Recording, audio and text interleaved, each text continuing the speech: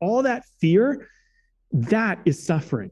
But if you're in a business and you're failing and things are not working out, you're trying, or you're in a sport and you're bumping, you're getting hurt, you're like trying stuff, that is happening. And you can feel it and you can kind of assess it and you can work with it. But the idea of it happening, this is the thing. And we try to do so much good for people and we protect them from ever experiencing reality. They live in an idea. And if you live in an idea, I mean, I know I'm on a soapbox here, Evan, but like if you live in an idea, like life is just an idea of fear. It's all these what ifs. And like, look, scraping your knee sucks, but it's not as bad as being scared of scraping your knee. This is Way of the Artist with Brandon Colby Cook and Evan Schulte. Identifying your blocks and demystifying your struggles so that you can claim your own path and make your life a work of art.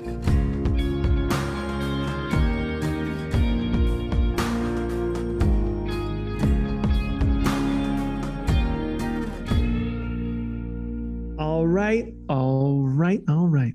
It is a podcast episode with Brandon and Evan, Way of the Artist. Welcome, folks. Okay, so today this is a not so serious conversation, meaning that we don't really know what we're going to talk about yet, but I have this sneaking suspicion that expectations are going to come into this one because we briefly mentioned it before we jumped in.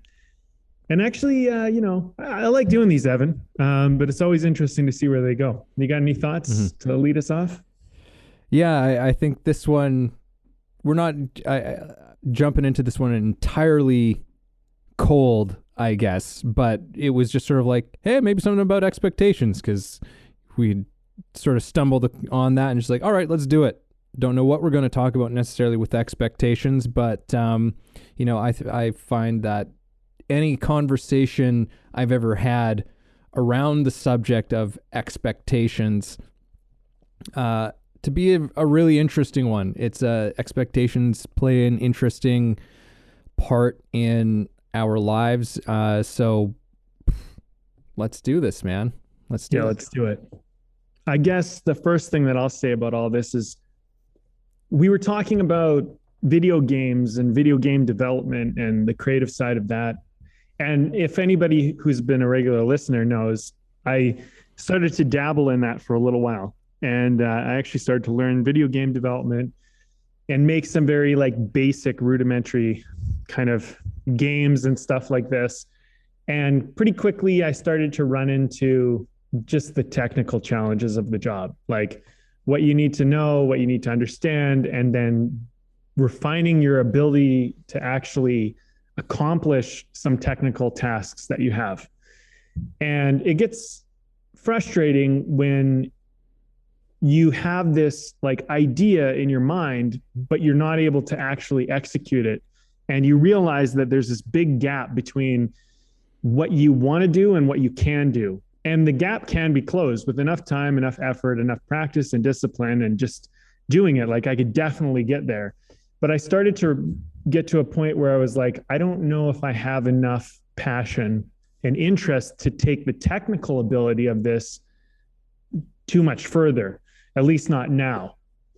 And I think that kind of brought in this conversation a little bit of expectations. It's like, you do have to sometimes lower your expectations when you're starting something new, and otherwise you'll just get frustrated. And you have to give yourself a little bit of time. And you have to, I would think that you have to like learning how to do it. I remember when I was learning filmmaking and acting, I liked learning the difficult stuff about it. I actually enjoyed that. Whereas with video games, I'm finding working on a computer, doing some of the technical stuff, I kind of enjoy it, but I kind of don't. And that's kind of the difference for me as far as going into that medium, at least on a technical level. Yeah, I think that our expectations, when we don't have them aligned, when we don't, as they say, realistic expectations, there's a kind of wisdom to it. I think that often that statement is used as a limiting thing for somebody. Like, like, oh, lower your expectations because, so you're not disappointed. And I think that's not healthy for a completely different reason. Maybe we can talk about some of those. I don't know. I guess sort of like a lot of that, those polar, there seems to be these two different poles of expectation where they can be positive and negative, and if they're pushed too far in one direction or the other.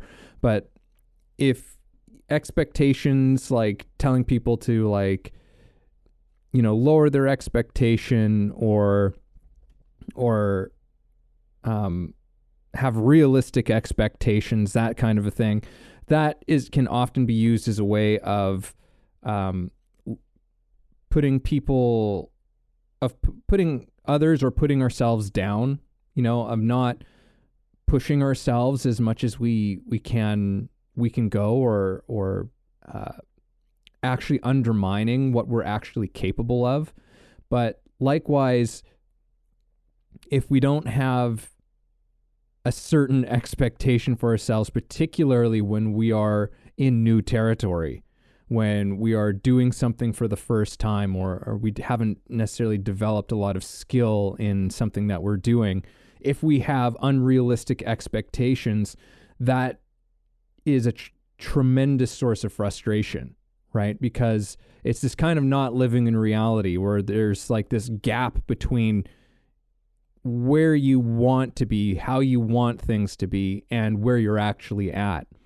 And so long as you're holding that expectation in your head, the whole process of learning becomes extremely frustrating, right? As opposed to, because look, nobody likes to be shitty at stuff. It's like, I don't know anybody who likes to be shitty at doing things, and that's understandable. But it's like, it's this thing of being maybe a little bit kinder to ourselves while we are in that process. And I know that's definitely something that I've had to work at, just for my own self, managing some of my perfectionistic tendencies towards things, and actually having to talk myself off the ledge, so to speak, in certain situations where it's like, look, you're learning this, and this is frustrating. Your brain is is literally rewiring itself right now. And that's actually something that I remember reading somewhere that was extremely helpful for me, is that actually acknowledging a kind of biological reality to learning a new skill, which is just like, your brain is actually rewiring itself. Your brain is actually creating new pathways that don't exist.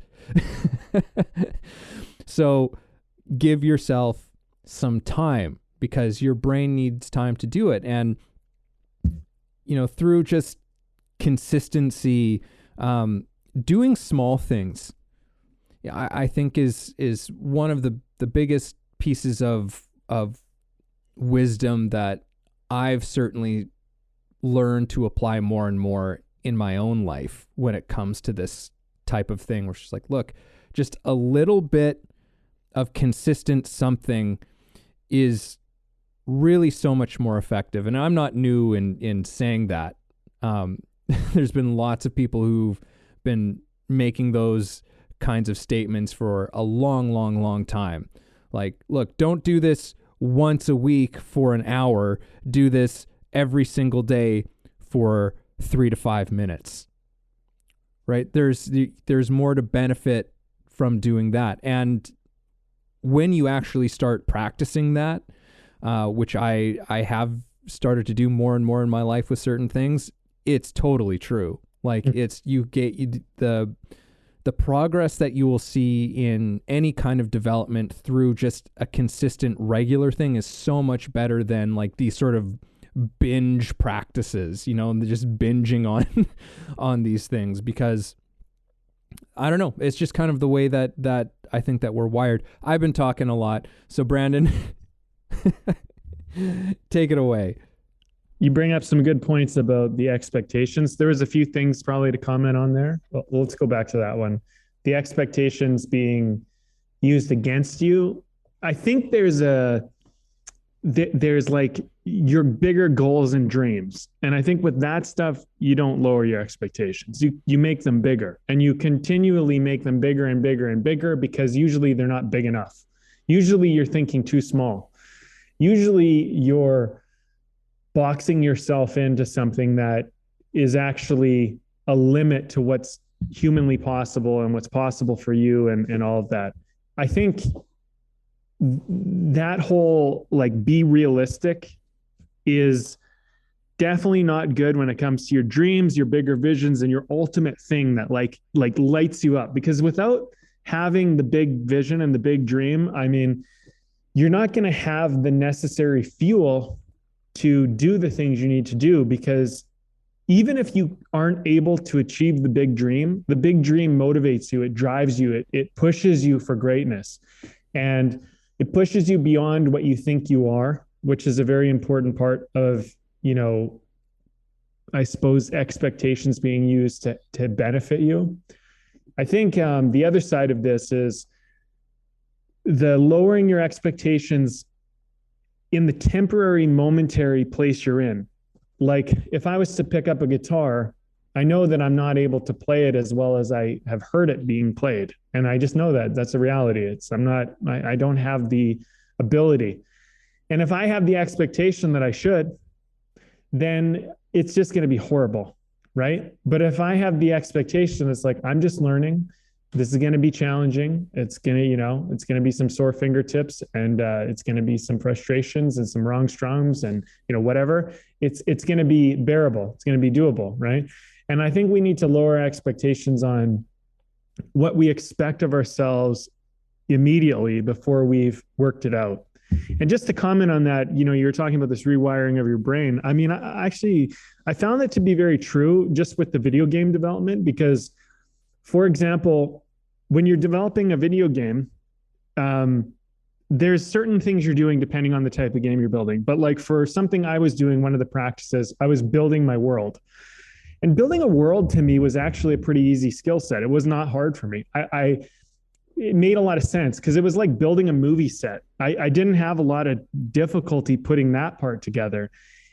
But other things became really complicated, like animating a character or just designing the physical body of like a little character to move them through my little world that I created. And another thing, like just to kind of talk about this wiring of the brain, when you start developing video games, like when you play video games, you look into the horizon and you think the world goes on infinitely. That's what it feels like. But when you play a video game, the world ends at some point because you created it. It's like the flat earth. It's like you fall off the edge of it. You know what I mean? Like it's just the playing space is only so far. And when you know that exists, you kind of know what's beyond the mountains. It's nothing. So it's a magic trick. And I've walked around in the world and I've looked out into the horizon and been like, wow, like this is so much like a video game. Like, I don't know, like, I mean, I know, but I don't, like, if the world just fucking doesn't exist beyond what I can see. And video game kind of like wires your brain in a little bit like that to almost see the board in which you play on. It's kind of interesting the way that works, because you just see things in a different way that you never saw them before once you start learning some of these fundamental basic practices. So yeah, I guess there's 2 points there. One is expectations, big dreams, inflate them, get them bigger. Momentary practice and trying to do something, be kinder to yourself, give yourself a bit of a break. And then, and the rewiring, like understand that your brain is actually learning how to function this way if it's new. Man, there's so many things that I want to touch on like so many different directions in what you just said that we can take this one. All right. Well, I want to just say a few things. I just want to say a few things. One thing that seems to be emerging to me in this conversation is in this whole thing of expectation, there's also what strikes me, this problem of can and cannot, right? Which there's all these things just like, don't say that you can't. Don't ever say that you can't do it. And I think that there is like, yeah, there's a huge value to that. So it's like understanding that you can do anything, that you can apply yourself in whatever way that you want, right? Likewise, you can also choose to not do that. And what comes out of that is this, well, what is it that you actually want to do, right? First, accept the fact that you can do whatever you want. Like you are free to pursue and dream as big in any fucking direction as you want. Set the expectations as big as you want.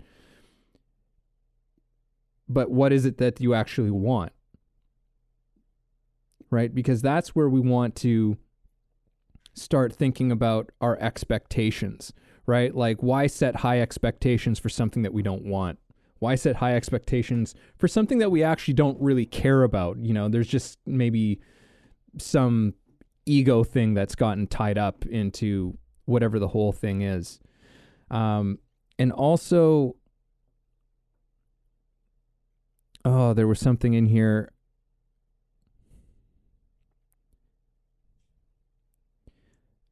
Yeah, I mean, you were talking about guitar. That made me think of something else as well, like just for myself. Well, let's start there. I'll start from there. So yeah, like you're talking about guitar, because I've been playing guitar for a long time, and I'm pretty solid. But it's like, oh yeah, that's right. Expectations are also like a shifting thing too. I don't think that they're a static thing that's like, okay, you set it out once and then it's just there and it's that always. Right? Like it's, setting that vision, which is maybe a better way of in which we go about it, is like, okay, well, what's the vision of where you want to go? Right? And maybe that's why it's one of our laws. We call it the law of vision as opposed to the law of expectation. But, it's like that whole thing can shift based upon whatever is going on in your life, whatever it is that you've learned, however far that you've come. But yeah, it's like you're talking about guitar, and I know I'm all over the place here, folks, so I apologize. There is this fantastic guitar player named Chris Buck, and this guy, the way he plays just completely blows my frickin' mind. And I could set myself the expectation and say, like, I want to be able to play like him. Could I do it? I could probably be pretty close. I mean, he's the type of player where it's just like they have such a unique sound, and everybody ends up playing in their own way. That's like one of those things. Like everyone ultimately kind of has their own style. I could set myself to be as good of a player as him, but I'll never be able to play like him. But I could get myself to a certain level. I can learn a lot there are things that I can learn from him and things that I can borrow and incorporate into my own style. But to try and be able to be like, I want to play like Chris Buck, it would just be like, for one, I don't think I'm interested in the amount of time and effort and practice that it would take for me to get there, or at least the timeline. It's like, what's my expectation for how soon in which that's going to happen? Right? I think that's actually another really important aspect of this conversation as well, is time. The time expectation of certain things is, I think, probably a big one that we face in our society and our culture. Like we want everything so quickly. We want everything like right now, and I want to get it right now. And I think that's a really interesting thing for us to look at, perhaps, is this. I think that a lot of the times where we go wrong with our expectation is that our expectations, the timeline is just too fast for it. Yeah, I agree. I agree. I think that, the idea that anything you want really takes a certain amount of effort and energy and patience and practice and discipline. And those things, they're necessary. And it's that kind of saying like easy come, easy go. If you get it too easy, it doesn't really matter. And you'll toss it easy. So the things that you're really going to value in life, usually you have to work really hard for them. Usually you have to, I don't love the word, but I mean, you kind of have to sacrifice something for them. You have to sacrifice comfort, some type of convenience, some type of thing. And I think you mentioned desire at one point and want, and like, why do you want it? Why do you desire all that? Your desire has to be stronger than your comfort. And the comfort can come in funny ways. I mean, there's the basic obvious comfort, like, oh, I just would rather watch TV, or I'd rather, have a drink, or I'd rather do whatever I'd rather do, right? That comfort is kind of almost obvious, but it's this other comfort which is pervasive, it's sneaky. It's I'm comfortable not looking at myself like I can't do something, or like I'm not capable. Like, I don't like seeing myself struggle and feeling incapable and feeling like almost like an invalid with certain things, and I don't like having to ask for help. That's uncomfortable. You know what I mean? Like these types of things that people don't always think about. And those comforts need to be sacrificed. You're going to have to ask for help. You're going to have to put some time and discipline in. You're going to have probably some pain that you don't want to feel. You're going to have to give up an image of yourself. You're going to have to accept some humility. And these things are not easy, and they're uncomfortable. And I think that's a really big part of this conversation, is that, it doesn't mean like if you realize that you're not good at something, or you have a weakness in an area or whatever, it doesn't mean the game's over for you, because you could develop that weakness and you could turn it into a strength. You could, but there's the alternative too. You can go, okay, you know what? I'm not interested in this. This is not what I want to do. So I need someone to help me do that. And like for me with video game development, like just to kind of give an example, I don't want to be an animator. I don't have any interest in that. I have an interest and a respect for it, but not an interest to do it. So what I need is an animator. You know what I mean? It's like, unless I want to do that myself, what I need, if I'm going to go and pursue this thing, which I still might eventually, get my, ducks in line or whatever. It's like, okay, I'm going to need an animator. Actually, there's a few other people that I would probably need from what I've learned. And then there's probably some people that I need that I don't even know I need yet. And I'll learn what that is. But like, for me, there are certain things that I'll like to do, and there are certain things I don't want to do. And I think this is a really important thing for all artists to learn, is that you start your journey feeling very alone and feeling like you have to do everything. But as you travel further, you acquire company, you acquire companions, you acquire help, and sometimes temporary help, sometimes lifelong. And these people, they assist you on things that you just do not have the desire or interest to develop in yourself. And you don't have to do it all for it to work. Sometimes, it's more important to actually expand your company as you go. Yeah. Mm-hmm. Yeah, that sort of thing of like dive in a little bit more. At least that's what I heard. What do you mean? What do you mean by that? Oh, I don't know. Just like diving in, like managing your expectations to a certain degree can, I think in a healthy way, can help you to just dive in a little bit and get a little bit dirty, get a little bit messy. Like, it's like you'll figure out who you need kind of along the way, what you're lacking along the way. Like we were, oddly enough, this conversation is related in many ways to our last episode, about technique, how technique serves you until it doesn't. it's fascinating. Like it's, you need certain skills, like in your own story about learning about video game design and realizing like, oh, there's a lot of these skills. There's a lot of these techniques that essentially like I don't have any knowledge of.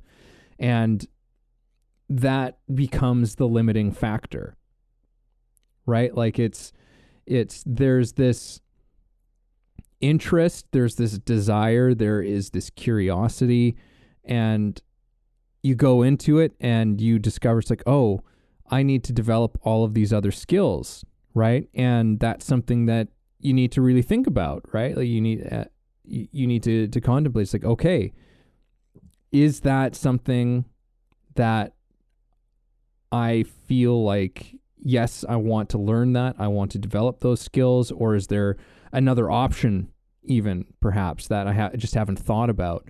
But something to consider, because it's like, okay, so there's now a technical limit on me being able to do this thing that I've set out to do. And you learn the technique. This is such a funny thing as a bit of an add-on to our last podcast. But then you learn the technique, then you learn the skill, then you learn all of this stuff. And then what comes after is then you have to let it go again. Because it's like, I don't want to see like talking about acting again, because that would be more so where my own sort of strength and I is strongest. Is that like, okay, great, you've learned that skill, but now the almost cruel part of it is just like, now I don't want to see it. You spent all that time and energy and whatever learning how to do this thing. Now I don't want to see it anymore. As an actor, I want to see you live. I want to see you living as a human being. I don't want to see the technique anymore, because that now ruins the whole thing. Because if I see the technique, it's ruined. I want to be given an experience now. And that means a certain kind of a transcendence, but it's an interesting journey that has to happen there, right? Or it's like you approach something and maybe you've got some knowledge, maybe you've got some skill, you probably do, but then you go, it's like, oh shit, I don't what I have can only take me this far, and I've actually got to learn more, right? So then you bulk up on the thing, and it's like, great, now you've got all of that. Now you've got to forget all about what you've just done. On some level, you've got to forget all about it, right? So that you can now kind of go back to that original place where this all started from, right? To that original place that made you want to do it in the beginning, right? That passion, that vision, whatever, that experience, that's what you now need to deliver, and you need to forget all about everything else that you've just learned. It's like a comical, cruel kind of a thing in a way. So I don't know, that what you were saying was just kind of making me think about that whole nugget. Yeah, no, it's a good nugget. It's a good nugget, Evan. Yeah, well, expectation. I don't know. It's a funny thing. I mean, I think what I'm kind of pulling from this conversation is that, I mean, really anything is possible if you believe you can and you actually want to. But the problem is that you don't believe you can and you don't really want to most of the time. That's really what it comes down to. And if you think you do and you think you have both, but you're not doing it, or you're struggling, or it's not fun, then you either don't believe in yourself or you don't want it. I think it really comes down to that. You don't want it enough, or you don't believe in it enough. Because like there's these mental gymnastics you can do where you can really test yourself to figure out like, hey, what's really going on? So for example, like if you had to show up tomorrow at 9 a.m. to wherever, and you would get $1 million, you could just collect it, right? But you had to be there by 9 o'clock. 1 second late, you do not get the money. Will you do it? Well, two factors have to, do you think, can you do it? Is it possible? Do you believe you can? Okay, I believe I can. That solves that. Now, do you want it enough? If you want it enough, most people say, well, I'll make sure I'm there at 7 o'clock and I'll just wait outside the door. Like, you know what I mean? Like they'll be so sure. And when you have that kind of desire, you do that extra mile work. You do things you don't have to do. And that's really, because you know the payoff's coming and you know it's worth it. One of the frustrating things for the video game development for me in the early stages of doing it, and I suppose why I got frustrated, was because there was a certain point where it's like, hey, I want to do this, but I don't know if I can, because it's not easy. Like it's easy in ways, but then it's not easy in other ways. And you're like, oh, this is horrible. Like how do I do this? This seems like monumentous what I'm taking on all of a sudden. And so then it's like, well, what's the point? Like, I don't even know if I can actually do this. So like, and then the belief and the possibility, the reward is just like there. So it's like, go back to this analogy. You got to show up to this place at 9 a.m. and you get the $1 million. But what if the briefcase of $1 million, I'm just imagining it that way, what if it's empty? Then it's like, well, I'm a little less motivated to show up because it might be empty. And then what if it's not just possible that it's empty, but it's probable that it's empty? It's more likely that it's empty. The chance that there's $1 million. Now your motivation has waned dramatically because now you don't believe the reward that you're trying to go for is actually there either, right? And there's this. So one of the things I learned around just being successful in life is you do boundary testing and you test your boundaries. So for example, there will be $1 million in a briefcase for you at 9 a.m. at this location. You have to be there by 9 a.m. 1 second late, you do not get it. But there will be $1 million, 100% certain. Your motivation is probably 100% certain. What's challenging is when it's like a 75% chance or a 50% chance or a 30% chance or a 10% chance or something like that, right? That's where we really start to get tested. And then if you look at it, it's like, okay, there's a small chance that I might have all my dreams come true. You need to do something else to build that desire in you so your motivation doesn't wane, right? And so for me with the video games, I didn't have that 100% certainty that I would get there. And so my motivation just waned, right? And it's not gone, but it's like, and I have to do some work on going like, do I believe not only that this is possible, I do believe it's possible, but do I believe that I have the energy and willingness to do what it takes to get there, knowing what I know now? And I don't know if I do. And that's the issue, right? So now I have to figure out, is it worth it? Would you be willing to put in the time? Would you be willing to sacrifice? Would you be willing to try to do it to get there? And that's the question I haven't yet answered, which is why it is where it is in my status of, goals or things that you could say I'm after, right? But if that helps kind of make sense, I think expectations is, do you expect it 100% or do you expect it 10%? There's a big difference on your motivation. Yeah, and it also makes me think of that time component as well, right? Because it's like, sometimes we set out about something because, like, look, you do have a genuine interest in something, even a genuine passion about something. But if you've got a few other things that are on the go, right? Like if you've got a few other things, it requires effort, right? It requires your energy. I won't say effort. It requires your energy, and you only have so much energy throughout the day to give to however many number of things that there are going on. And that's another way in which we, I think, need to look at our expectations, right? And to constantly evaluate what those expectations are, particularly because, and I'm surprised that this is, for me at least, only coming out now, but our expectations are probably one of the greatest sources of self-inflicted suffering that we have at our disposal. Our expectations cause us a tremendous amount of pain and suffering.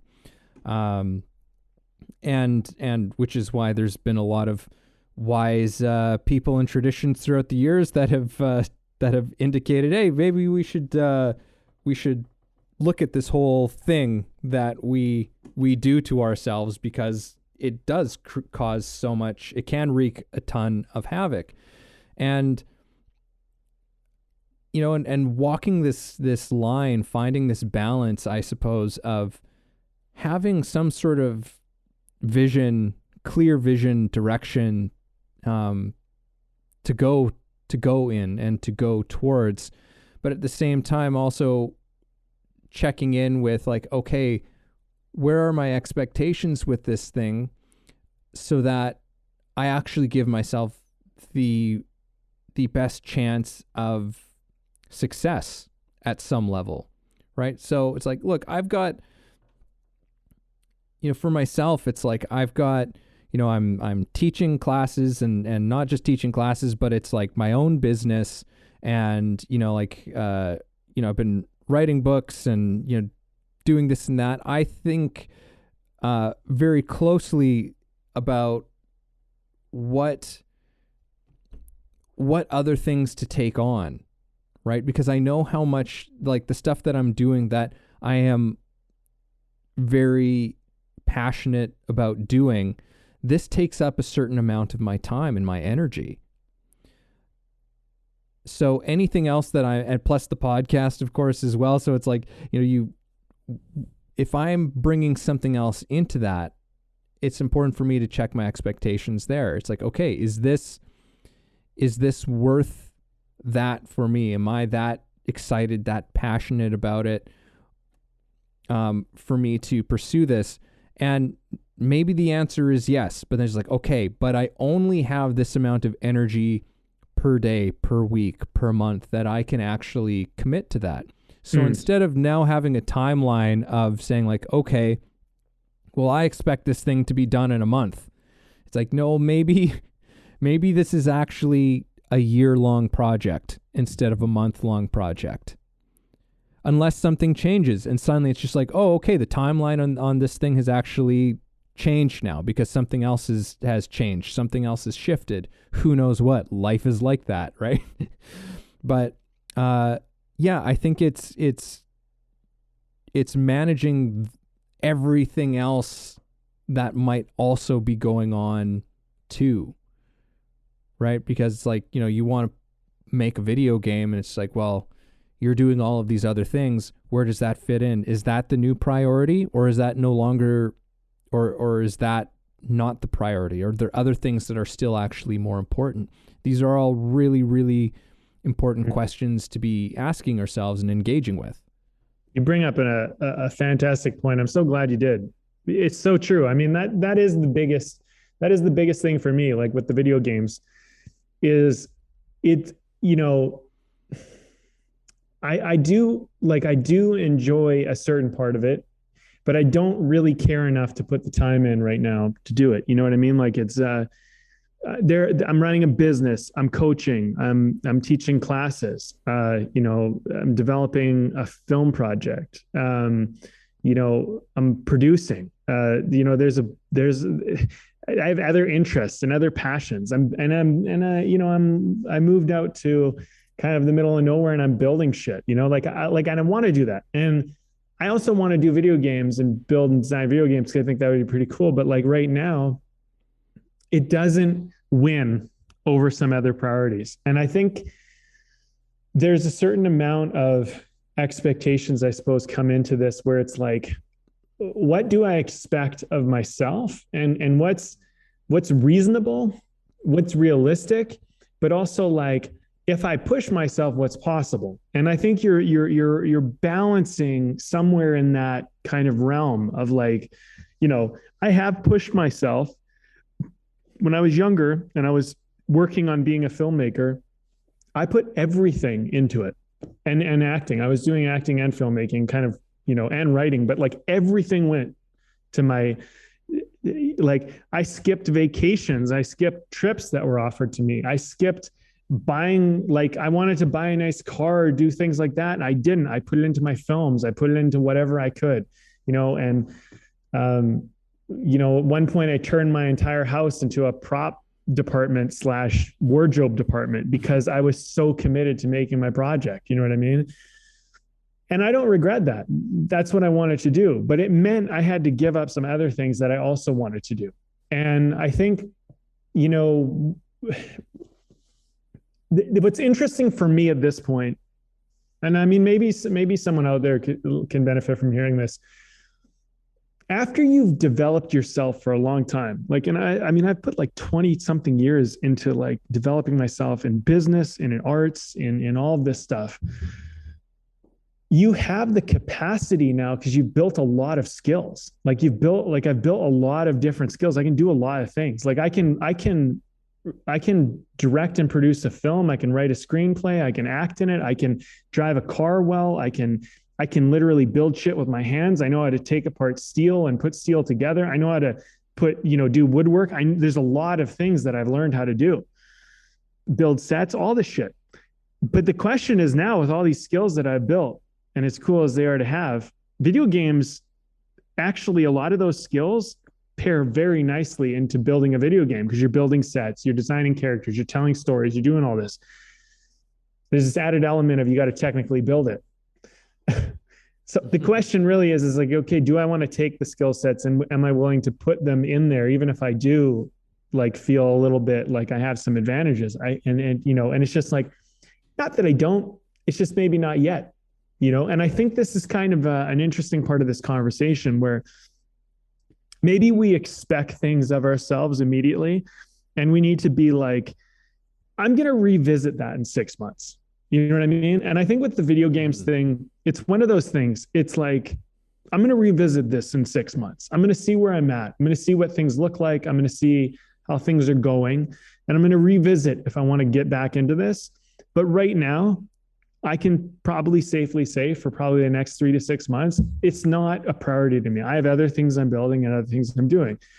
And so I'm thinking like manage your expectations is more like just manage what is important right now and manage what isn't important right now. Not that you could or couldn't do it, but just does it matter enough to do it now? And if not, then it needs to either be shelved or it needs to be just knocked off the list of things you want to do because maybe you don't want to do it at all. Hey everybody, this is Evan, and this episode is brought to you by my book. Yes, I recently released a book called The Actor's Awakening, Connecting Spirituality to Craft. Expand yourself as an actor and your craft through a spiritual perspective. Take a journey that will explore universal philosophies and insights to help you understand human nature in a profound way and develop practices to take your work to another level. Again, that's The Actor's Awakening, Connecting Spirituality to Craft, available on Kindle and paperback on Amazon. And as always, if you like the show, please subscribe. Yeah, like it's it's like this, like an emotion that I'm very familiar with in my own life is overwhelm. And this conversation is making me think that this has probably a lot to do with expectations. Of what I'm like, the expectations that I have on myself of like, okay, doing this and you're doing this and you're doing this and you got to do that and do that. It's like, for a second, just take a look at everything that you've got on your plate or that you've put on your plate.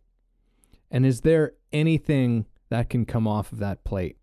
Not necessarily forever. It's not necessarily like, yeah, forever, this will never be revisited. I mean, maybe, perhaps that will be the decision, but even just say like, what would that feel like if that wasn't on your plate right now? What would that feel like if that responsibility wasn't on your shoulders for a little while? Yeah. Right. And check in with that. And if there's this sense of relief that comes from that, then maybe it's time to just tuck that one in the back there for a little while. Right? Like, don't wear that one. Don't put that one on. Don't put yourself into that place of overwhelm because, like, life doesn't have to be this, mad dash to the finish, and the whole thing's a drag the whole the whole way of just like trying to just do as much shit as possible all the time. Like there's a weird kind of anxiety and a missing out of just enjoyment. You know, like we can miss out on a lot of enjoyment in the things that we're doing, and sometimes by taking some things off of our plate, I've found you can actually enjoy the things that you still have on your plate a bit more. There can be a greater sense of enjoyment in things because you can actually show up more presently to them.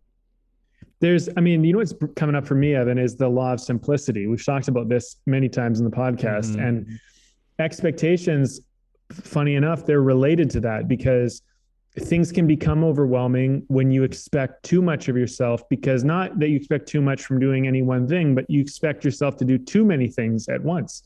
And there is something about do one thing fully until it's done, or at least until you're done doing it, and then move on to the next thing and do that fully. And I would attribute a lot of my success when I was younger to that simple mentality, which was I really did commit. When I played, I played. When I worked, I worked. When I slept, I slept. When I ate, I ate. You know, when I partied, I partied. But I did not spend much time wishing I was doing the other or thinking I should be doing the other. And not only does it create an incredible amount of peace, but you're very, very effective when you do something with your full attention. And you know, something else that popped up as well, and I mean, I'm sure you can comment on this, but it's like attention is so important, and simplicity allows you to have attention. And I think this is the frustrating thing for me with the video game thing. I don't mean to keep coming back to that, but it's relevant for me, is that I am unwilling to put as much attention into it as it needs. And I know that. And I know what it takes to do something well. I know that there's a certain amount of attention. And it's like, I get frustrated when I don't put the attention necessary into something that needs the attention. And it's like, there are sometimes there's things where you need to put a little attention into them. They're like things you manage. But when it's an interest like that, it's sometimes better to not do it for a while. And then when you come back and do it fully, as opposed to half-assing it for a longer period of time. I think there's a time and a place to fully do things and not do them at all.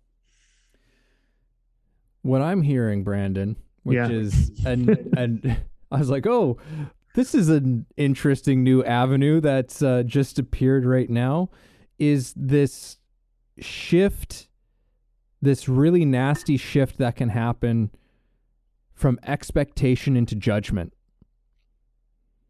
Because the expectation of yourself, the expectation for how something's supposed to come out, for what time frame it's supposed to come out, to how much we're supposed, like, that suddenly turns into a judgment about ourselves. Right? That, or it can turn into a judgment. It's just like, oh, you can't do this, or you're not up for this right now.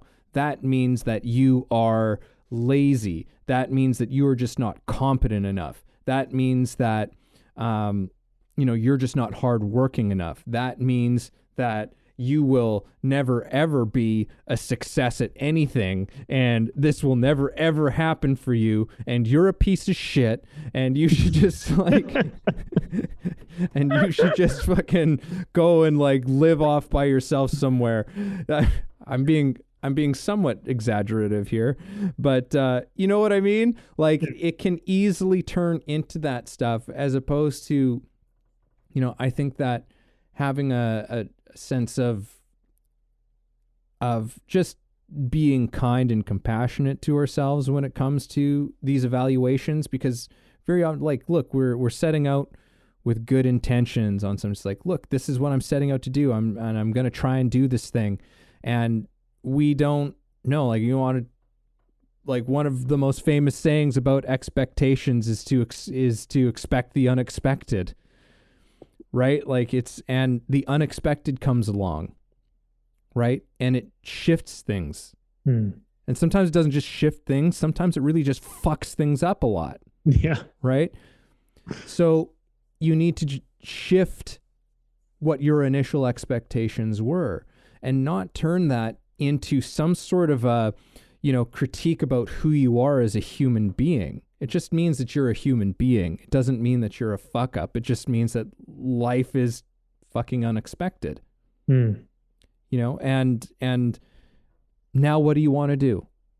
Right now, what do you want to do? Do you want to continue to move forward? Do you want to make the adjustments that you need to make to continue with this? Or is this a situation where it's just like, you know what, I actually don't care about this as much as I thought I did at this moment in time, or there are more important things to me at this time. Put it on the back burner, and we'll come and take a fresh look at this down the road.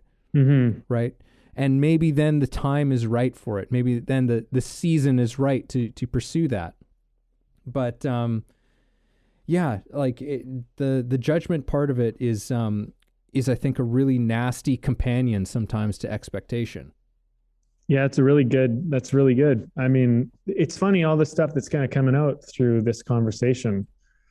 I was thinking of another thing with expectations is like, you expect things to work out a certain way or go a certain way, or people to do a certain thing or whatever, or not do a certain thing. And then all of a sudden that doesn't happen. And it throws your life into sometimes turmoil or a tailspin or just a state of surprise and shock. And you're like, well, everything was going along just fine until you decided this person or this thing decided to do this, or it went this way or it fell that way, or whatever happens. And then all of a sudden, what was once seemingly kind of easy and straightforward becomes extremely complicated and difficult. And you're like, oh my God. And I think that in those times, we have to give ourselves a bit of a break in the sense that, okay, like when I took this on, it was pretty simple and straightforward. Now it's complicated beyond measure. And that's one of the things, that's one of the kind of, fly in the ointment in life. It's just, sometimes life just doesn't work out the way you want it to work out. Somebody betrays you, somebody dies, somebody does something that messes everything up unintentionally. Something just happens in the world outside of you and everyone you know that affects everyone, including yourself. And it's just like, now all of a sudden you're like, okay, well, what was once possible in the past is not possible today under these circumstances, at least not right now. And you have to be willing to adapt your expectations to this new, evolving, changing world, dynamic friendships, relationships, and so forth, and also your dynamic and changing self. Because, you can start a goal and you might not be the same person when you started it as today when you end it. I'm experiencing that right now with this writing goal. This year I will have hit 10 years of writing every single day for half an hour, every single day at the very minimum. Been writing every day. And when I started this goal, I was not in the same mindset as I am today. And it's a different, I'm writing for different reasons. And I've had to adjust my connection to it and all of that. And it's been really good to have the committed goal. But at the same time, I remember, like, here's something I remember, Evan. I remember early on, like around year 2 or 3, or probably somewhere around there, I was like, oh man, when I hit 10 years, it's going to be so amazing. I'm going to tell everybody about the 10 years of writing that I've done. And now, like, I don't even care. Like, I barely even talk about it anymore. And it's really just for me. But the guy who was starting this cared very much about celebrating that with everybody and having everyone know that, you know what I mean? And I'm proud of it. Don't get me wrong, but I'm not the same person I was who started that endeavor, And if I were to write for another 10 years after these, if I dare to do that, and I don't know if I will yet, but if I do, I'm certain that I'm not going to be the same person that I am today when I get over there. And that will be interesting to see, and yeah, so expectation changes, but also you change. It's this evolving thing, I think, that's kind of coming into this conversation. Yeah, and I think that we should we should hope not to be the same person. When we set out on anything that's of importance to us, I think that we should all hope to come out the other side a different person. Shit, every great story throughout time, every great odyssey of the human being is like the most worthwhile journeys are the ones where where we're not the same. We're not the same afterwards. And just one other thing for you, Brandon, I think you should celebrate it. Well, yeah. I don't know what you had in mind when you initially started out, like you were going to have like some big giant, like Gatsby style party. But have a little celebration of some kind, have a drink, give yourself a toast, congratulate yourself. I think that's worth celebrating to some extent, because that's pretty crazy. I don't know anybody else. I actually don't know a single other human being in my life who has written every single day for 10 years. So, give yourself a little bit of credit. But I get what you're saying. I get what you're saying, which is that it's like, yeah, like it's not, you've changed throughout the process and you realize that what you're doing has more significant, it's significant to you in a way, in a new way, that's much different to how it was significant to you before. Right? Which is interesting because sometimes, referring to one of my favorite authors, or at least an author who's written some of my favorite books, who I have in the past here before mentioned, is Dan Millman. And I can't remember from what book it came from, but he was sharing his story because he was like a championship gymnast. And he got into it I'm pretty sure he said for the women.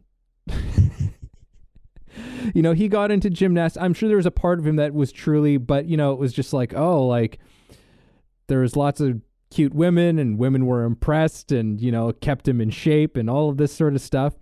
And just to be like, sometimes those reasons can actually get you going into something. Can actually get you into something. Like I know even for myself, like getting into acting, don't get me wrong, I loved it.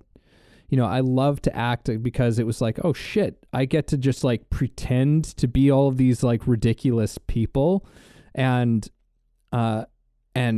people like me for it. Like there was an initial, like at one point in my life, it's like, oh, people like me for this. People like me for my ability to do this.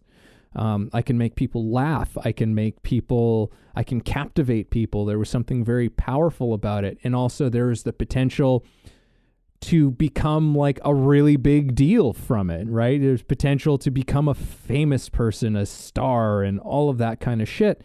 And in many ways that pushed me into it.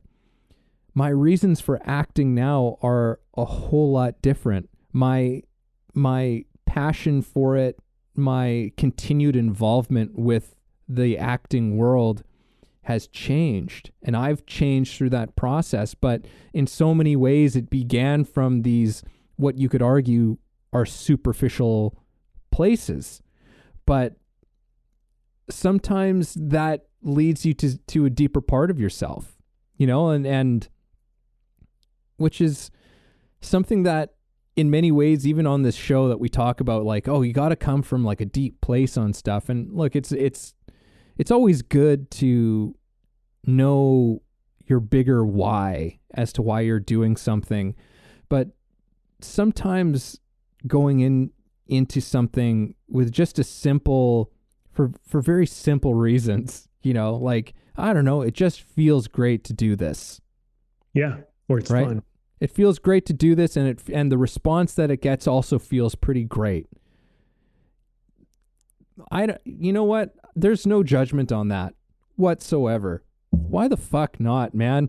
Life is challenging. If there's something that you do that is kind of fun to do it, and other people have fun watching you do it, or other people, it's bringing joy to other people, like shit, that's something.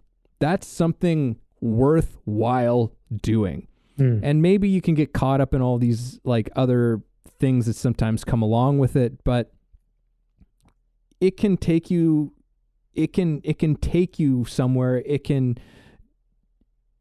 You can go through a journey in that whole process of pursuing something that shifts and evolves and changes, and you change, and it doesn't have to necessarily come from this deep knowing place of this is why I am doing this. Yeah. You know, like doing it because you just enjoy the shit out of it is, I think, reason enough.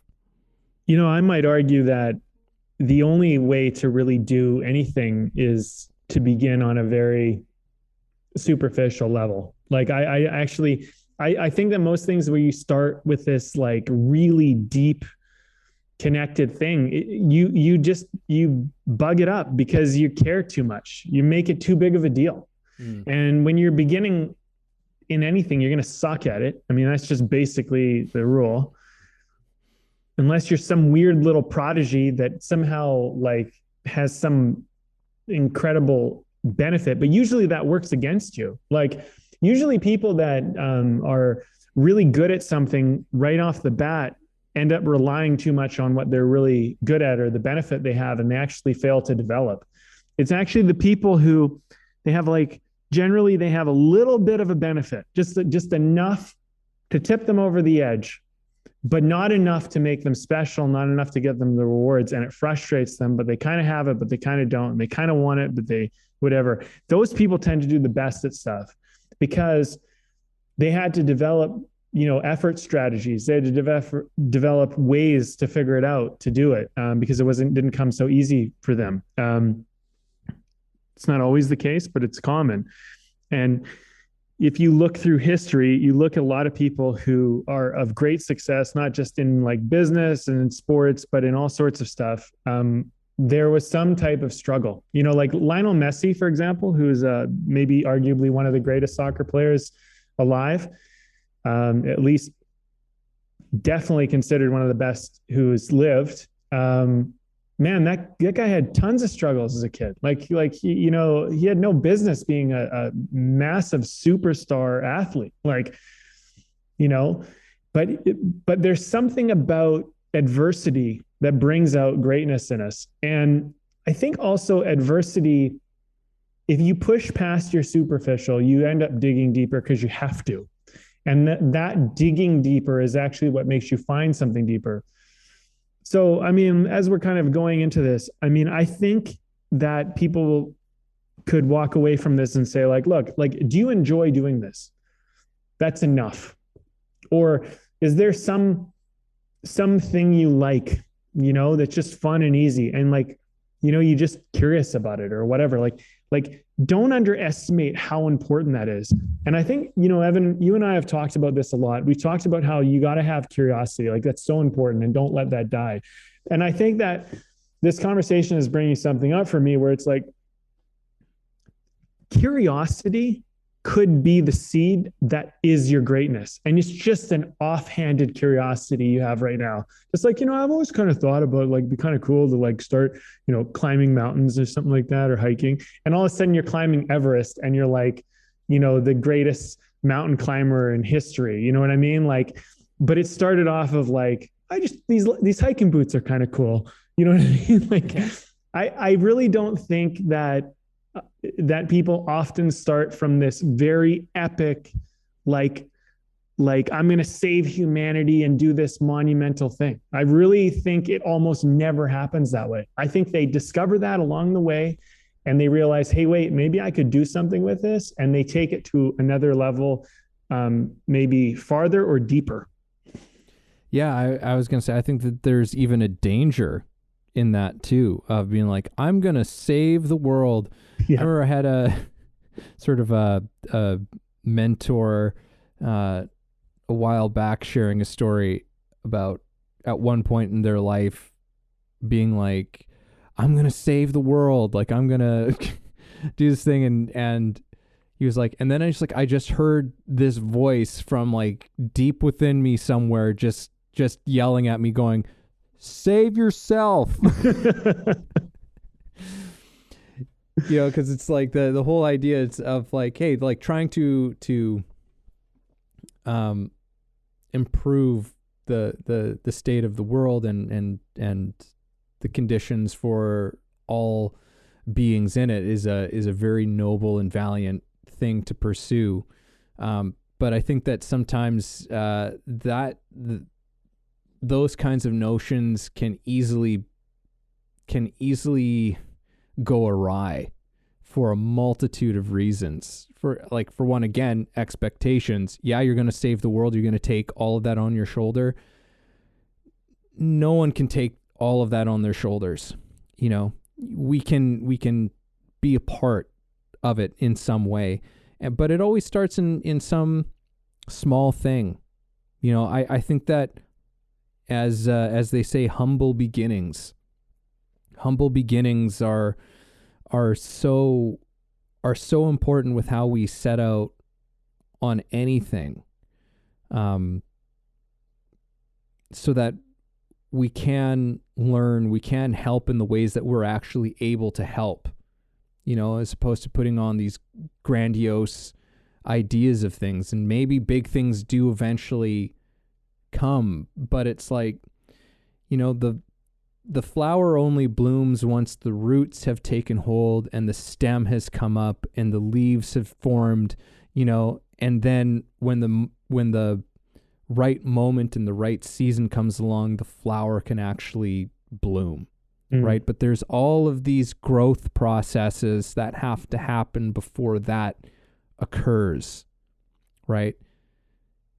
So let's set our expectations on where we're at, right? At what stage of growth that we're in, because we can't force it. We can't push that thing to go faster than it's going. I'm reading a book that actually has a lot to say about this, but it's the nature and which of we are a part of as human beings. We are a part of nature. We are organic, and organic things can't be rushed, can't be forced. They have to have the conditions and the time to do things, to grow in the way that they need to grow. And sometimes our expectations are just trying to force it in a way that isn't natural, that is not organic to who and what we are. Yeah, man. That we had a conversation about all this stuff too. I mean, in the past about, being where you are in your growth stage, I think there's something about this expectations talk where there's something about self-awareness that is really important, because if you're out there trying to save the world, I mean, chances are you need to save yourself, because why are you trying so hard to help everyone else? There's something in you. And like, when you have something to offer, you don't need to go look to give it. You need to be able to share what you're doing, but like, people will be looking for it. If you actually have something to give, people will be looking for it. And when you're authentic and you're true, they'll want it. You won't have to convince them to want it. You know what I mean? Sometimes people don't know what they want. They don't know what they need. But if they get exposed to something authentic, they'll begin to see they want and need it. And, I think there's like, I teach storytelling, and this is a big thing. Like, this is one of the big parts of the class that I teach, but it's a societal lesson as much as it is a story lesson, which is that all dystopian worlds come out of utopian principles. And what that means is, if you don't know what a utopia is like the Garden of Eden. It's like perfect. It's like everything amazing, everything like heaven, all the stuff you could dream of, And dystopia is something where it looks great on the surface, but if you looked at the dark underbelly, it's super corrupt and bad and wrong, and there's something ugly hiding underneath it. But it has this mystique or this image of looking like perfection. But dystopians are created out of utopian principles, and what that really means is that more people trying to do good do bad than people doing bad. And I know this is hard for a lot of people to accept, but your good intentions cause often more harm than anything else because you think you know better and you don't. And this is the thing, like, I think if humanity stopped trying to play God, if they stopped trying to like be so arrogant as to say, like, I know what's good for you, I know what's good for me, I'm going to go do that. The consequences of your actions of trying to do something good. And this is where expectation constantly fails us. People set out all the time to be like, I'm going to do this thing and it's going to do all this stuff. And then meanwhile, there's all these damages that are caused over here. And so expectations has this other thing. Just because you expect something to happen, you think, oh, I'm going to do this thing and I expect it to do this good result. It doesn't always work that way. And quite often it doesn't. And you'll start to find, like, this is the thing about like youth. Being idealistic in youth, I think, is a great thing. I think as you get older, I don't think you should lose your idealism.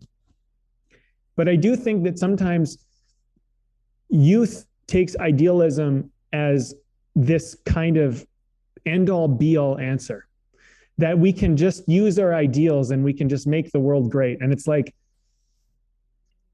you don't understand the cause and effect of your action. You don't understand that if you, like, for example, if you don't let a kid scrape their knee and you don't let them bump and you don't let them feel pain and you hide them from pain and suffering and crying and anger, and you hide them from all that, they're going to grow up and be weak people as adults. And it's a devastating thing for an adult to be weak. The world has no place for a weak person. And you will suffer so greatly as an adult if you're weak. And if you find yourself now as a weak adult, it's time to get out in the world and toughen yourself up.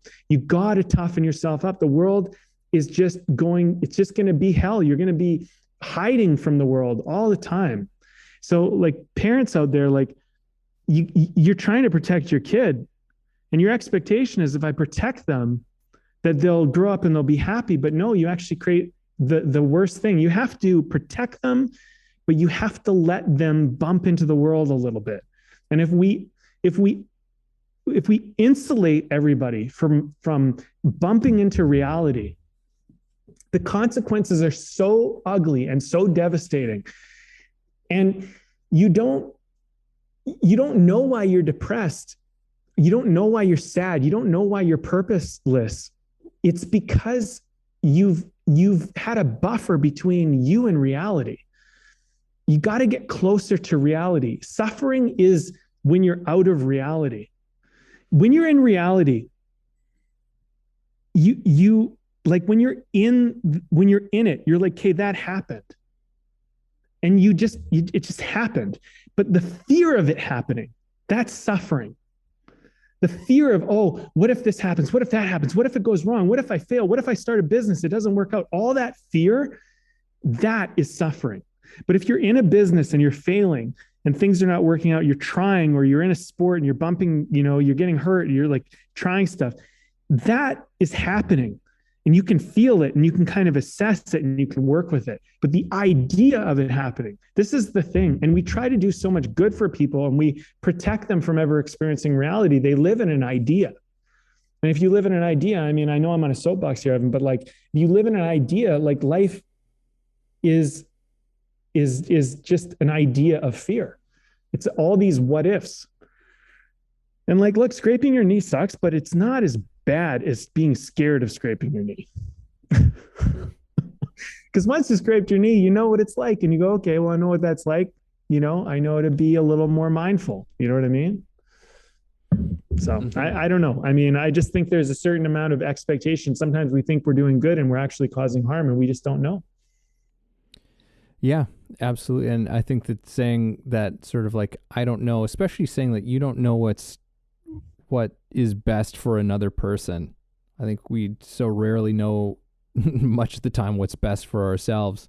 So, there's a kind of something outrageous about trying to lay any sort of claim to knowing what's good for other people.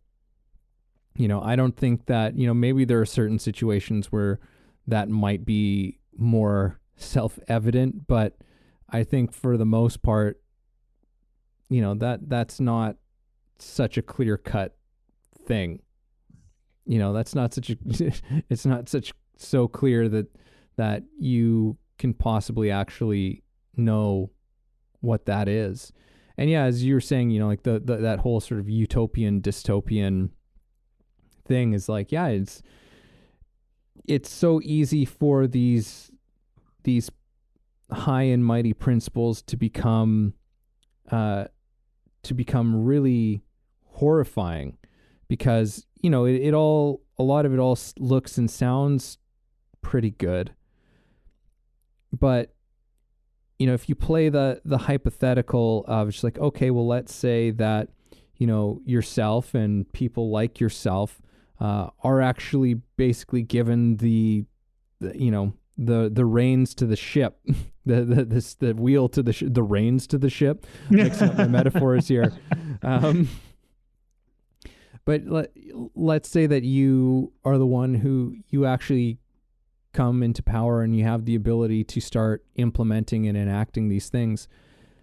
The thing is that you are going to inevitably run into people who don't share, maybe they share some of them, but they don't share all of the same ideas as you do. They don't share all the same solutions to these problems that you do. So now what do you do about that? Right? It's just like, now there's already some holes in the ship that are leaking, right? And what do? What very often ends up happening is it's just like, no, you need to just now conform and come along with the rest of us.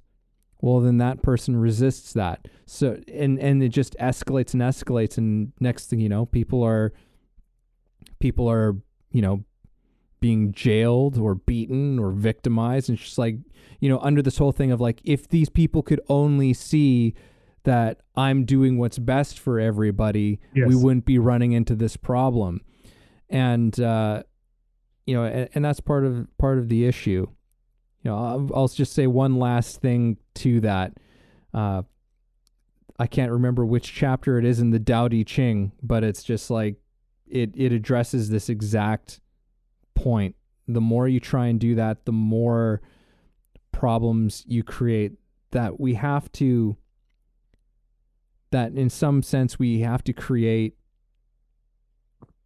a world where people are basically allowed to follow their nature. The more we try and dictate a society, the more and more unruly it becomes in a lot of ways. So, yeah. Well, I mean, go for it. Take a beer break. But before we do that, so I think, I think there's some interesting things with this whole expectations. I mean, it's come around a lot of different things and a lot of different topics, but you can look at it in many different ways. And I think that's what's something that's really important to take away from this conversation. Just to finish kind of on the point that we were talking about, because I actually really do think this is really important, is that,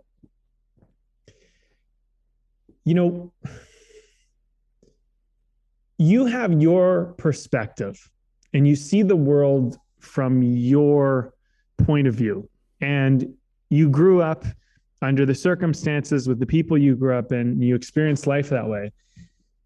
And you are not going to be able to really, unless you do some serious work, it's going to be very, very difficult for you to understand how other people see the world.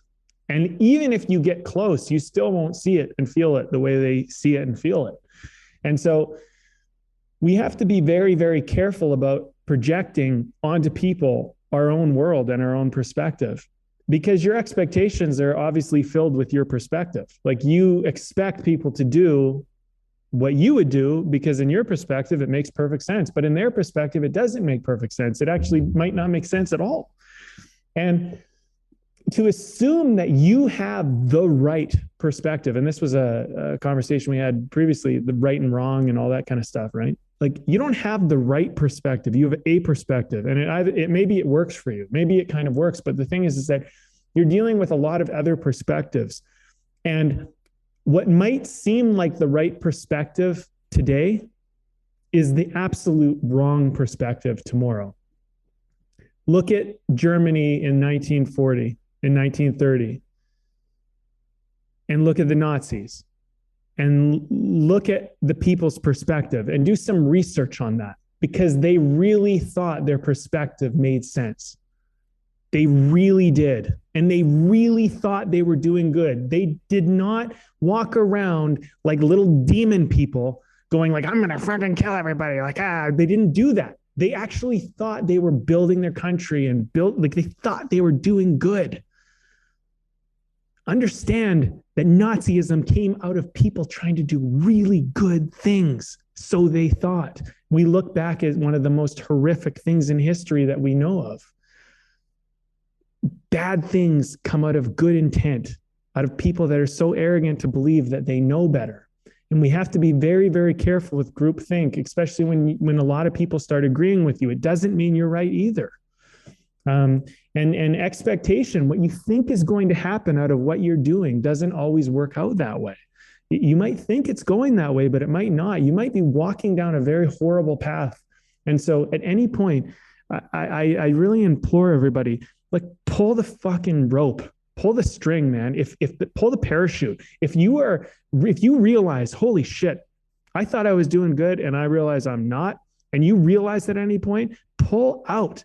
Don't be ashamed. Don't double down because you were wrong. Don't be embarrassed. Don't just get out. You know what I mean? Good people get led down bad paths all the time out of false expectation, out of confusion. Out of arrogance to think that they know better. And I can tell you something, as you get older and you experience more life and you look at the history of humankind, you begin to see that almost all bad things came out of false and incorrect expectation. So just look, that's societal, but maybe it's your dream. Maybe it's your goal as an artist, right? Maybe you have this expectation as an artist. I'm doing this thing as an artist and this is how it's going to work out. And if at some point you realize, hey, like, I'm doing this thing and it's not really the right way to go about this, pull the string, pull the rope, pull the parachute, change directions, stop going in that direction. Don't be embarrassed. Don't be ashamed. You went that far to find out that's not the way to go. And that's part of being way of the artist. That's part of finding your way. Sometimes you go down a path and realize it is the wrong way. And you have the honor and the integrity and the wherewithal to change direction. And sometimes not even just change direction, to go back the way you came because you realize that you walked down a bad path. And expectation, it's misleading because you often think it's leading you somewhere, but it isn't always leading you there. And I think that's a really just, I just really think that's an important point to hammer home. Like, you will probably end up causing more damages in your life out of the good intent than you have than out of the bad intent that you have. And I feel that's a very safe statement to make, that most of the time you will cause more damages just out of trying to do something good than you ever will out of trying to do something bad for most people. So if you are aware of that, you'll go, okay, I'm causing damages. I didn't mean to, that wasn't my intent, but look what I've done. Okay, let me stop, let me correct, let me figure this out. Or I didn't know the damages I was causing and now I'm aware. And you didn't expect it, but that's fine. That's all a part of, the journey. right? And no one can, if you're ignorant innocently, I mean, most people will be forgiving of that. If you're ignorant by choice and you know better, I don't know if you'll forgive yourself for that. That's very hard. So, this is on you. This is your life. And you're going to have to face yourself in the mirror at the end of the day. And you will know if you've walked down a bad path, if you open your eyes and look around and go, do I want to, like, is this good? And don't you want to be good? And if you don't, then turn off this podcast. But if you do, then and you're not being good, come on, you're better than that. Here's my beer. Segue after that. Segue. All right. Guess what mine's called? Well, it's a cream ale, but it's from Good Mood Brewery. And this is the first time I've ever had these guys. This cream ale is smooth, toasty, and golden. That's how they describe it. This is a Calgary, Alberta brewery. It's pretty good. Honestly, I'll give you my honest opinion. When I first tasted it, I kind of tasted a little bit of the alcohol, and I don't really like it when a beer kind of doesn't hide it entirely. But as I've had more of it, it's grown on me, and I've liked it more and more. But my first initial taste, I was like, it's okay. But as I've had more of it, I've liked it more and more. So if you're having this beer, I'd say just give it a chance. Give it a little bit of time. That's been my experience of it. Nice. I'm drinking Towers and Trains Earl Grey IPA by Steel and Oak. Good old New West Brewery, and it's terrific as I would expect from them. It's fantastic. Yeah, it's really good. It's really smooth, really tasty. The whole Earl Grey, it's just got it's not overpowering. It's just this nice little hint of that sort of flavor that just gives it a little extra something. It's fantastic. It's delicious. So nice. That's that. All right. Well, I'll go first. Okay. I guess I'll go first. I'll say some things here about about expectation. Yeah, I mean, I hope everyone enjoyed this conversation. We just kind of dove into it with just let's talk about expectations and see where it goes without really any expectation about what it would deliver, what would come out of it. But yeah, I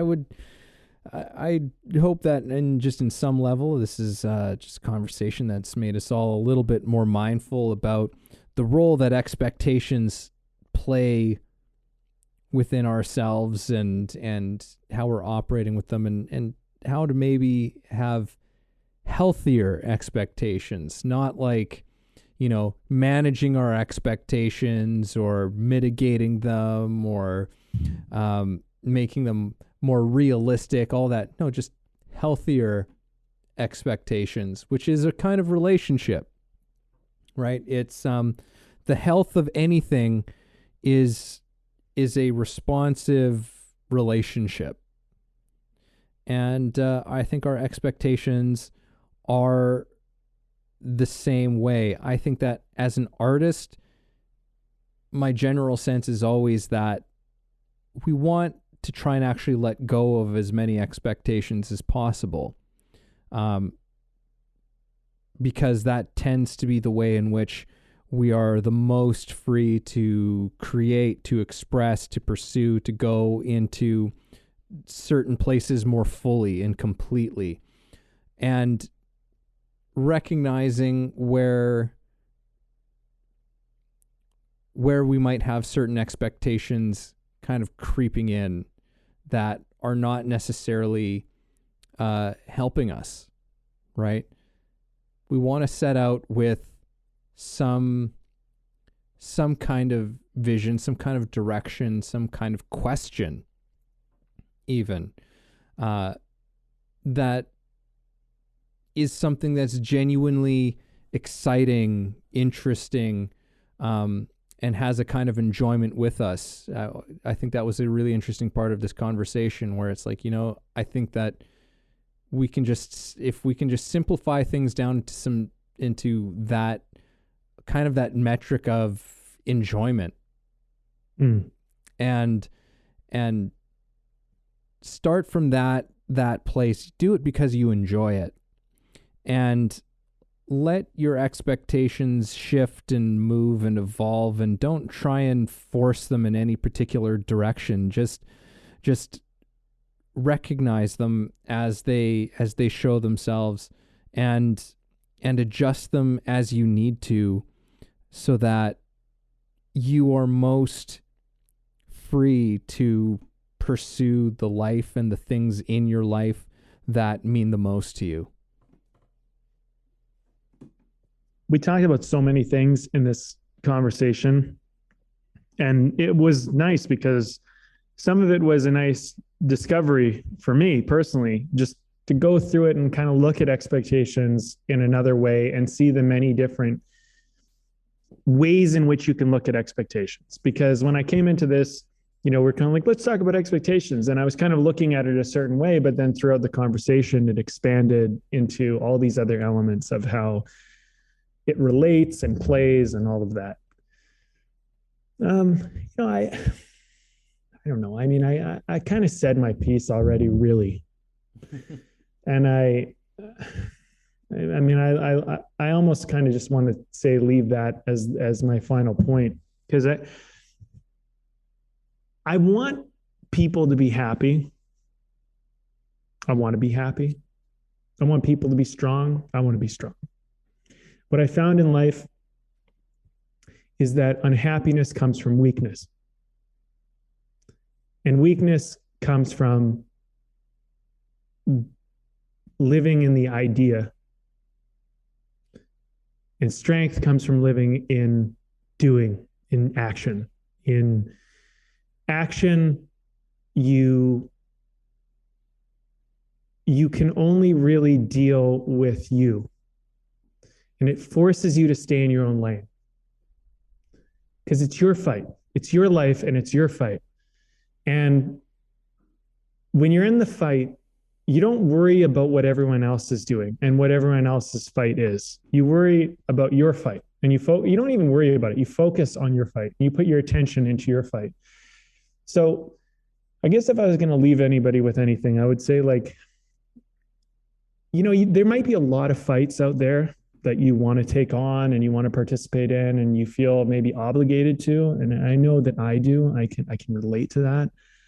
But why don't you focus on the one that's your life, the one that's you, the one that gets you up in the morning and gives you some purpose, And it's not your fight if you're worried about what someone else is doing. When you're in a fight, and I've been in an actual fight, you respond maybe to the person you're fighting, but you don't focus on that, because it's too present for you to be worried about what they're like feeling and thinking and what their choice is. What you're doing is you're responding, and you're dealing with you, and you're dealing with how you're dealing with it. And I think as you go through your life, just stay in your lane, simplify, and focus on what matters. And anything that doesn't matter to you, put it off temporarily or indefinitely. But don't get all caught up, in all this other stuff.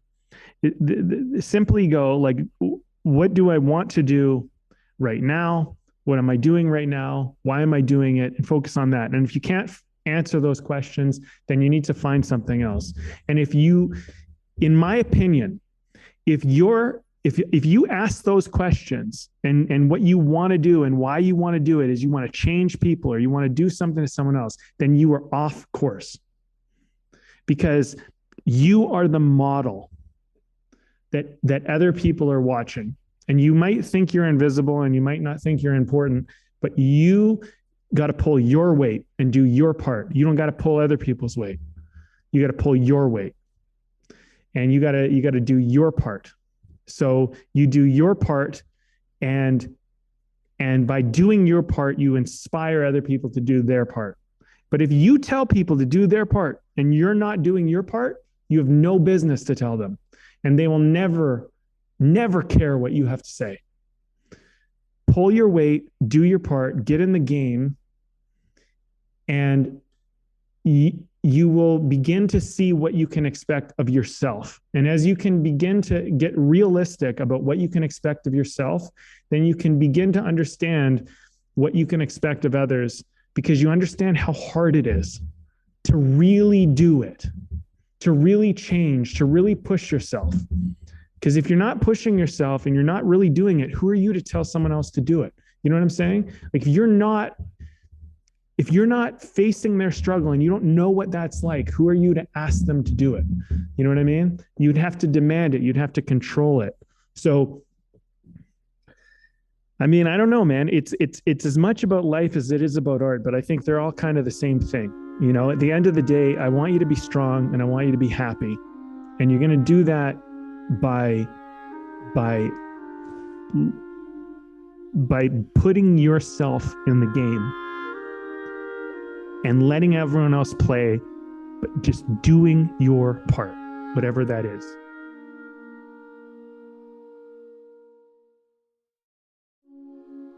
Thank you for listening in on our conversation today. We hope you found something helpful that you can carry forward with you. Head over to our website, wayoftheartist.com, for more free exclusive material and learn about the show.